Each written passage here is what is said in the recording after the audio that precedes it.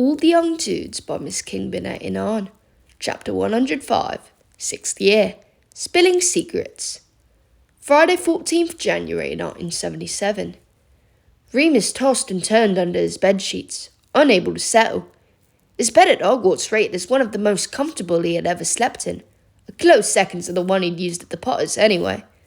Rarely had he ever struggled to sleep in it, but the past few nights had been almost entirely sleepless. He couldn't stop thinking about the werewolf in Hogsmeade, about the poor dead woman, and the man who would wake up in St. Mungo's to find his entire life had been destroyed. Remus had been afflicted for as long as he could remember. The thought of this man being forced to transform for the first time, probably alone, probably still grieving, it was unbearable. He felt a horrible, unmovable sense of guilt. So Remus did not sleep.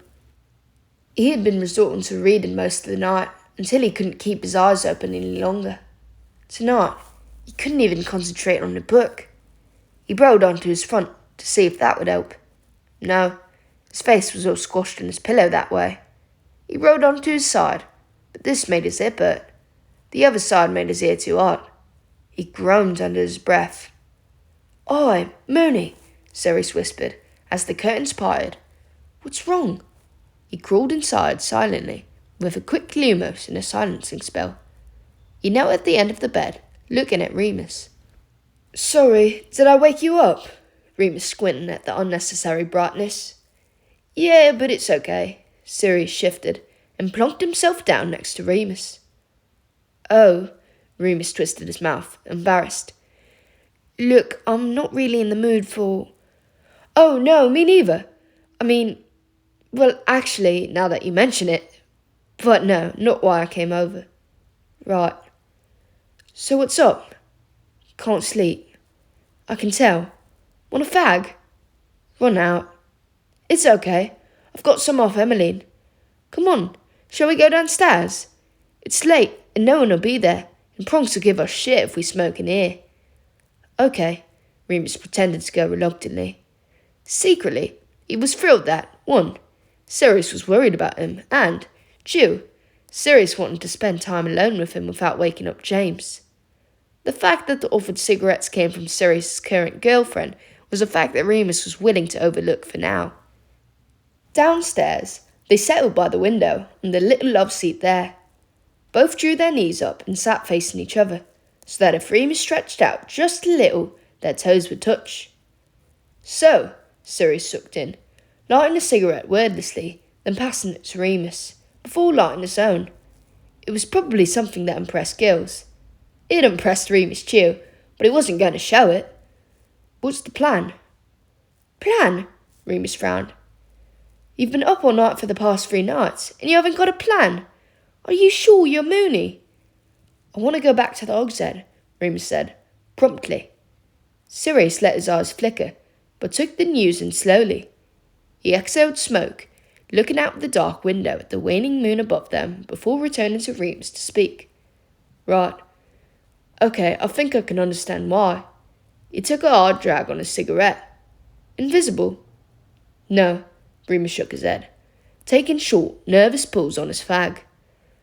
"No, if they're still there, if she's there, then I want to meet her." "Remus, no." "Why not?" Remus shot back, hotly. He was ready for a fight, if Sirius wanted one. "That would feel good. That would be something." "Because it's dangerous. Because you've never met them before and you don't know what they're like, except that they murdered a woman the other night. Because you're not even 17 yet, and if you have to defend yourself with magic, you could get kicked out of school." Sirius was staring at him as he said all of this, incredulous. Remus blinked in shock. He stubbed out his cigarette and stood up, using his eye against Sirius. "You can't tell me what to do. Just don't get in my way." "Don't be like that. Look, I understand how you feel." "Ha! Okay, I don't understand," Sirius shook his head impatiently. "But I want you to be safe." "I will be. It's ages until the next full moon. She won't have any advantage over me." "Don't you think this is exactly what Greyback wants?" "What are you saying?" Remus growled. "That I'm being stupid?" "No, not stupid. Just Reckless? Sirius Black lecturing me on recklessness. Very bloody funny, that. Oi! Sirius stood up now, angry. Yes, here we go, something in Remus said. Go on, try it. Well, it's plenty rich of you telling me not to put myself in danger, Remus continued, knowing he was being cruel. You weren't so concerned about my safety this time last year. Sirius's face fell. He looked down at the carpet, and Remus saw what he had done. That's not fair, Mooney, Sirius said, quietly. Life's not fair, Remus wanted to say, but he knew how childish and petulant that would sound. This wasn't an argument either of them was going to win, and he was tired, so exhausted from worrying and thinking and imagining and not sleeping. I have to meet them, he said, finally. I think I'll go mad otherwise. I think I'm already going mad. Okay, Sirius recovered and ran his hand through his hair. Okay, what about Ferox? Have you tried talking to him? Thought about it. He'll try to stop me. Moody too. It's their idea not to let me go to Hogsmeade in the first place. All right, we'll go, okay? Together.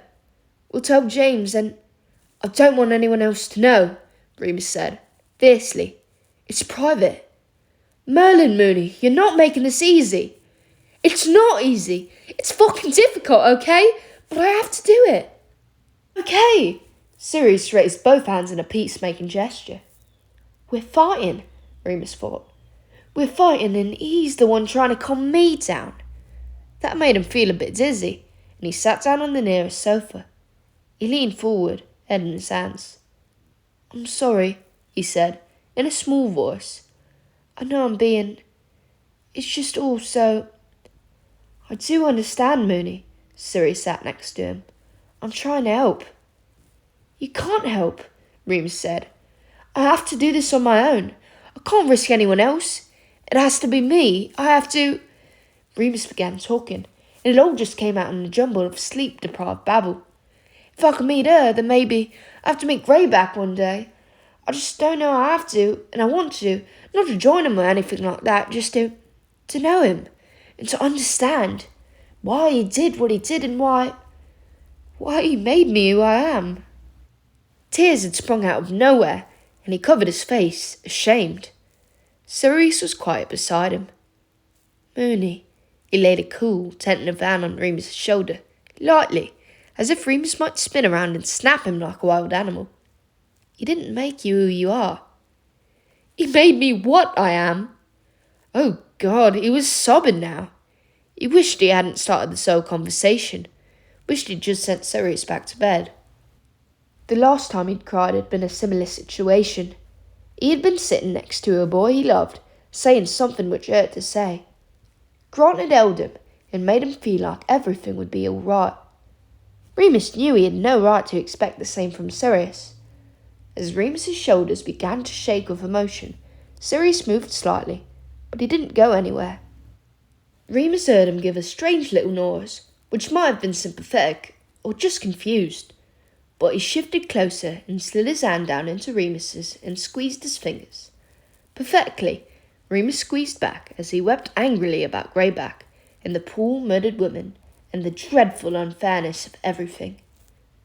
Saturday, 15th January 1977. Remus woke up at dawn, still curled up on the couch, covered in a woolen blanket from the dresser kept in the corner of the common room. He frowned against the sunlight, blinking and confused while he slowly remembered where he was. Sirius was there, at the other end, sitting up with his hand lolling in the back of his mouth, open. Of course Sirius didn't snore. Remus wished he could watch him for a bit longer in the dim early light, but he had been scrunched up all night and desperately needed to stretch. He moved carefully, his stiff limbs creaking like the branches of an ancient yew. Sirius stirred, coughed lightly, and opened his eyes. Morning, he grunted, straightening up. What time is it? Nearly 7, Remus replied, after a quick glance at the grandfather clock. James will be up for Quidditch in a minute. Yeah. You okay? Remus set his bare feet down on the carpet and rubbed the pins and needles out of his leg. I slept at least. he replied. Sorry for last night. Pfft, Sirius waved his hand, yawning. It was nothing. I've had much worse meltdowns. What are you two tossers doing down here at this hour? James came bounding down the stairs, broom in hand. He looked at them both, took in their pyjamas and Remus's blanket. Did you sleep here? I had to, Sirius replied, stretching. Anything to get away from your snoring. James grinned, shaking his head. Weirdos. Don't fancy joining me for a quick go around the pitch before practice, Padfoot? Nah, Sirius yawned again. I'm going back to bed. It's Saturday, Potter, you lunatic. It's Hogsmeade later. Don't oversleep, James warned. Sorry, Mooney. He gave an apologetic glance. It's okay, Remus replied. You lot go and have fun. I've got homework, obviously. The common room will be nice and quiet. See you both for breakfast then? James asked, halfway out of the room already, eager to be the first on the pitch. The common room would start filling up soon. The Gryffindor Quidditch team first, then some of the keener students looking to get their homework out of the way before the trip into the village scheduled for later. Remus looked at Sirius. Are you really going back to bed? Sirius raised an eyebrow. Yeah, want to come? For the first time in days, Remus laughed. Hi, Remus. Can I sit here? Remus looked up with a small frown that had more to do with the complex astronomy chart than being interrupted. He smiled as soon as he saw who it was, and nodded. Of course, Chris.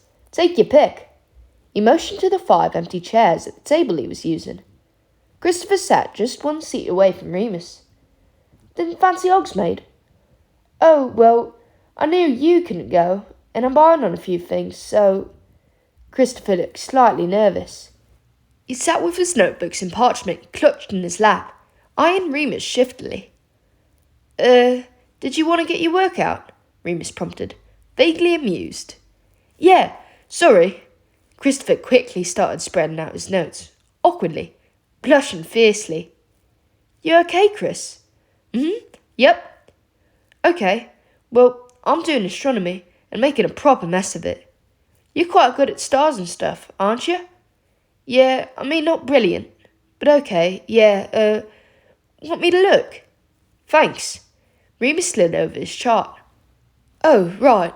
I can see where you've gone wrong. You're a few degrees out. Christopher pulled out his compass and began plotting a new trajectory for Venus. Remus was quite happy to let him get on with it and started flicking through his planner. He had history to do, but had perversely planned to save it for last as a treat. He could probably tell Christopher that to lighten the mood. It was the sort of thing Chris did too. Sirius would only shake his head in bafflement and call him a swot. He was just about to say something when Christopher beat him to it. I started reading some Muggle books, he said, in a rush, as if he had been building up to it for a while. Over Christmas. Did you? Remus smiled, politely. He'd been telling Christopher for ages that he was limiting himself by not reading books by non-magical authors. How did you get on? Yeah, it's been great. I like poetry best. It was a fairly innocuous statement, but Christopher looked as though he was spilling his very darkest secret. His cheeks were crimson now, and he wasn't looking at Remus when he spoke. I, like Oscar Wilde a lot. Oh, Remus replied, steadily, wondering where this was going.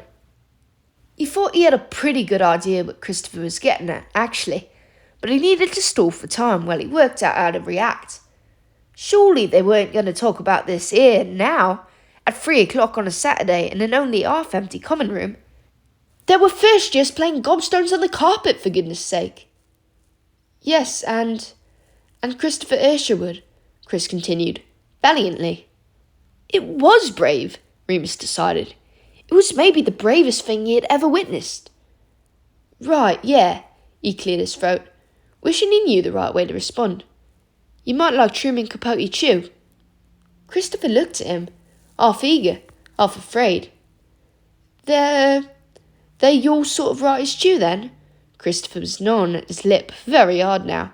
Remus was worried he would bite through the skin. Yeah. He didn't know how he felt about it, really. He'd had an inkling, more than an inkling, about Christopher for quite some time. but he hadn't expected this in a million years. Christopher looked incredibly relieved and leaned in. "How long have you known?" he whispered. Remus leaned back, panicking over who might be listening. He glanced around quickly, then rubbed the back of his head. "Christ," he breathed. "I really need a cigarette. Want to go for a walk?" This was perhaps the worst possible time to talk about this, but that wasn't Christopher's fault. Christopher didn't know about the werewolf situation, or Greyback, or Sirius's nonsensical attitude to sexuality, or even that the Marauders were planning to go to war in just a year's time. Christopher only knew one thing, and Remus knew that he needed a friend. They went to the astronomy tower, knowing that it was likely to be empty. All the couples were in Hogsmeade today. They sat outside, backs against the parapet, and Remus smoked and Christopher twisted his hands in his lap. "How long have you known?" he asked again. "Since I was 15, Remus replied. "Summer before last. You?" I think I sort of always had an idea, but yeah, maybe only for a few months." "It's going to be okay, you know," Remus said, hoping he sounded believable. It wasn't exactly a lie, but he didn't know for sure. "Do the other Marauders know? About you?" Remus flinched, remembering the heat of Sirius's skin against him earlier that morning. How he had held his hand as he cried. How he had left breakfast early to meet Emmeline. He shook his head. "No, not yet. None of my friends know. You're the only person I've told." Remus didn't know what to say about that. Not everybody had a grant, he supposed. He half laughed, half sighed. "Sorry, Chris. Wish I had some advice or something, but I'm just muddling through." "That's okay. It's just good to know there's someone else. Is it like this with muggles?" "Oh, well, I mean there are queer muggles, yeah. Obviously Oscar Wilde and that. They used to be able to send you to prison, but it's okay now. Well, not okay. It's not... it's still better not to be queer, I suppose. What about with wizards?" "Same," Christopher replied, glumly. "Better not to be." They were quiet for a bit. Remus started another cigarette. It was becoming a dreadful habit. He struggled to climb the stairs any more without wheezing. "Remus," Christopher said. "Yeah?" I'm glad that if there was anyone else who knew, then I'm glad it's you." God, Remus thought. Why'd you have to be so bloody sweet? All in all, it had been a very busy Saturday. And it wasn't over yet, Remus told himself, as he lay in the dark, still as possible, waiting for all of his friends' breathing to level out, to tell him that they were all asleep. He was keeping still and quiet to try and trick Sirius. He couldn't afford an interruption tonight. He had places to be. Yes, okay. He had told Sirius he wouldn't go to the Hogsmeade, or at least that he wouldn't go without him. But, Remus justified to himself, this was too important, and he had to go alone. He couldn't be responsible for putting any more people in danger than he already had. And, actually, he thought grumpily, as he began to creep out of the room, James's cloak stuffed under his robes. Who was Sirius to demand anything from Remus? Tossing each other off every now and then clearly didn't mean that they had any special claim on each other. Sirius couldn't have everything his way. He covered himself with the invisibility cloak in the darkness of the stairway, and then stole quietly through the half-empty common room and out the portrait hole. He had the map and he had his wand, and nothing else. Sooner than he had expected, Remus found himself already outside of the statue of the unbacked witch, and then he was in the tunnel, walking at a speed he rarely managed. He didn't need the light of his wand, as he usually did when the others were with him. He just ploughed on through the cold air. The smell of chocolate was getting stronger by the minute, and it had never been less appetising. In Honeydukes, he was able to get through the front of the shop with little trouble, though he had a hairpin he'd pinched off Mary just in case. And all of a sudden, he was there, standing alone in Hogsmeade. He kept going. It was the only option. He could smell her already. She was still there, or had been recently. Remus's heart began to pound. He was more frightened than he had ever been in his life, more frightened than he had been last year, waking up to find out what Sirius had done. Outside the Hogs's head, he finally stopped for breath. The scent was very strong now.